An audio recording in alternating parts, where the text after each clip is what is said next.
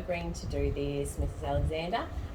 Can you first just introduce yourself? We're going to ask you a few questions today, a little bit about your business. So can you just let the grade 8s know a bit about you? Oh, hello everyone. You've probably seen me as a teacher around the school, but I also have a little hobby business called Succulent Babies. You see the little, see the little succulents there in the pot. I'm going to pot up some for you today while we're talking. My little business is basically I sell pots in a nice little design.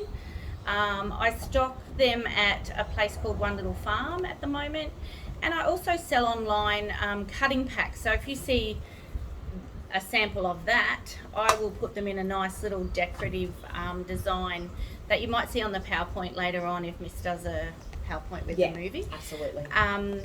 And I sell them as cuttings, so people can just pop them in the pots themselves and make their own little designs up. So that's my business. And what's the name of your business? The name of my business is called Succulent Babies. Okay. And before you, other than your succulent business and being a teacher, what else is your background?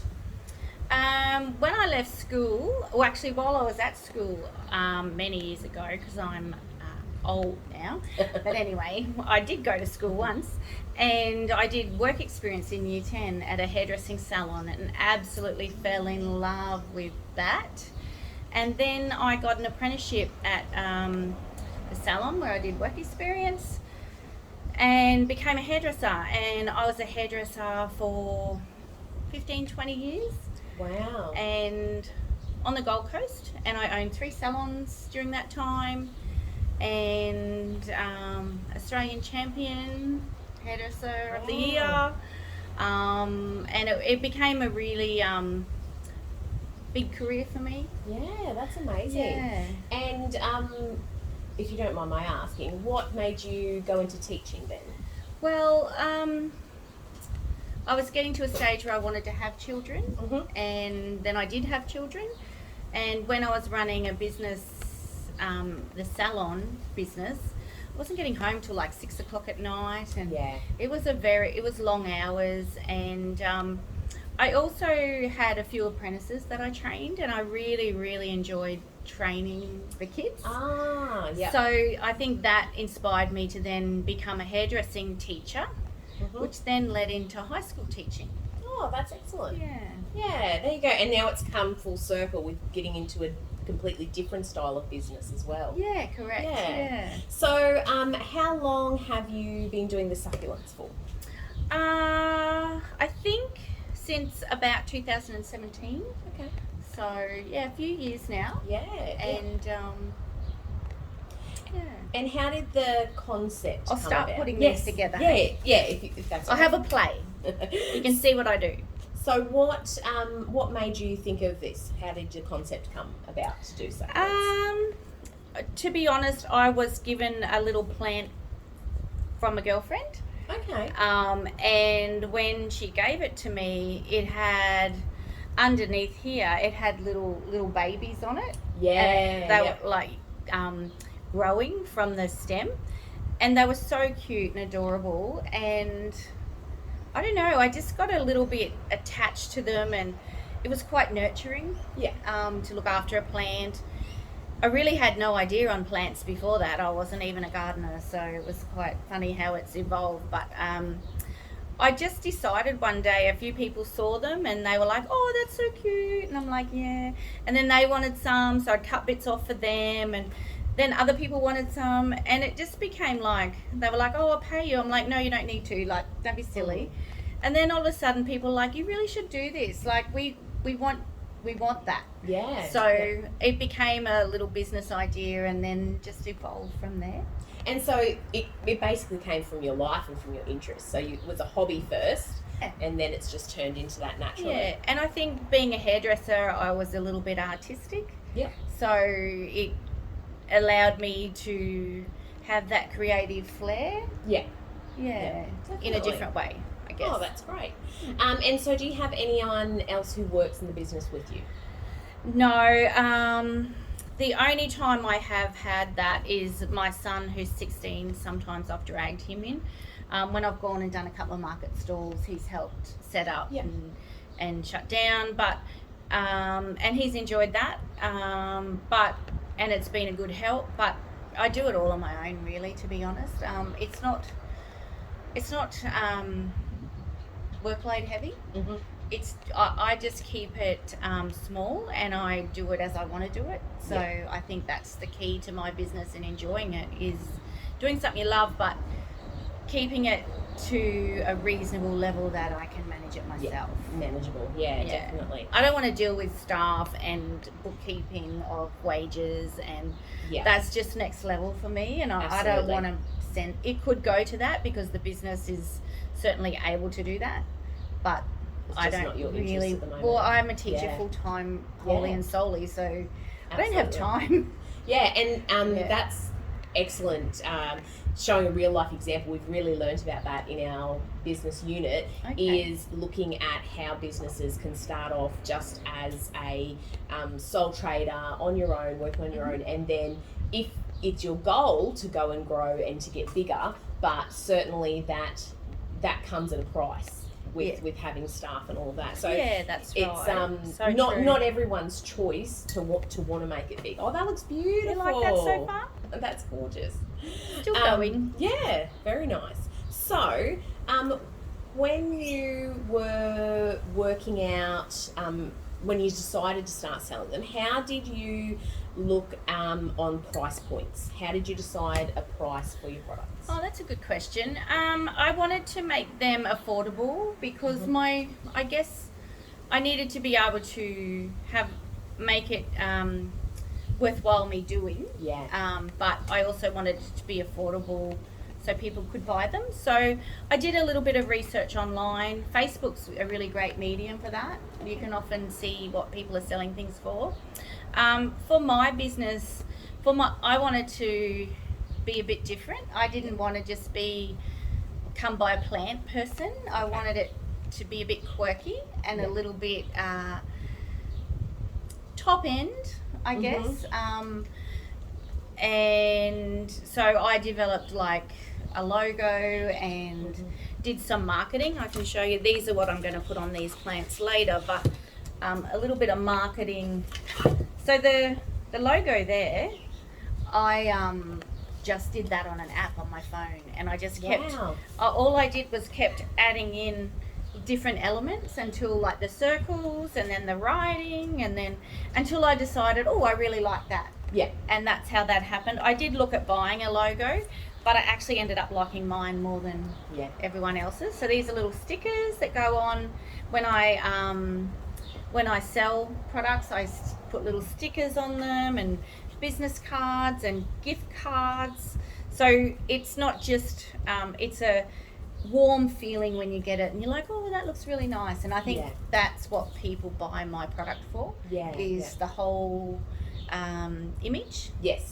And the package. I remember one year buying some little presents in a little tin to give to my son's teachers. So you mentioned that you have gift cards. Is that sort of your main target market for people, main reason for purchasing? Yeah, most people buy it for gifts. It really is. It's the wholly and solely reason people buy them is to give to others. And for me, that makes me feel really good, because that's probably why I set it up in the first place. That's lovely. So So has the business and do the little pig now? Oh, it's very cute. Where do you find your pots and things? Look, I buy them everywhere. Bunnings, Kmart, the reject shop, second hand sometimes, like at the tender centre. I might just buy an old pot, like something quite random, like a casserole dish, or I put them in all sorts of things. And you'll see that later in the photos. There's lots of pictures of different types of pots, and even a shoe with all succulents in it. So see this one. This is my inspiration here. When I went round the garden to pick these out, I was like, that looks like a curly pigtail. So it sounds silly, but that's where I get my quirky things that I put in them. And I guess when people buy them, they're like, that's so cute. Look, that looks like a tail. So that'll be my centerpiece for the pig.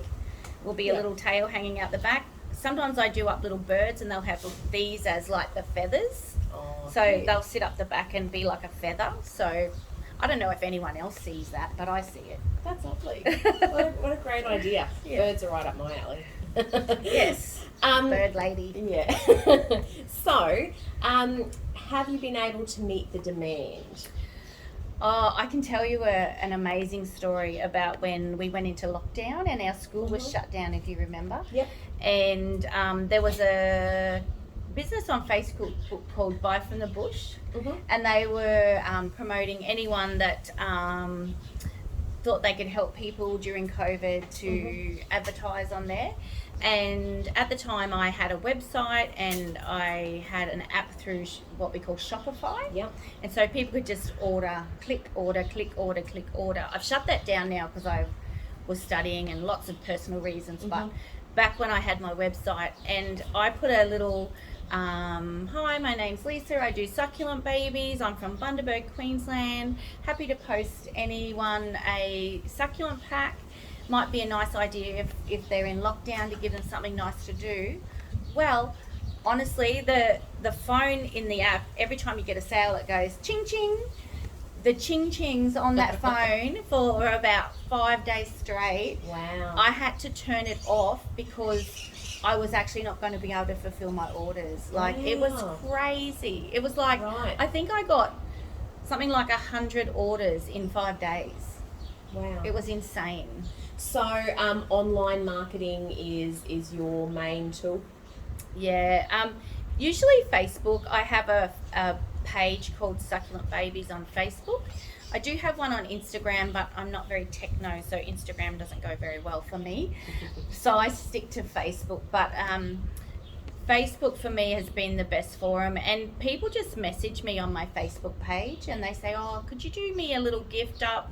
And I'll send them a couple of pictures of pots and say, oh, I've got this pot or this pot or this pot.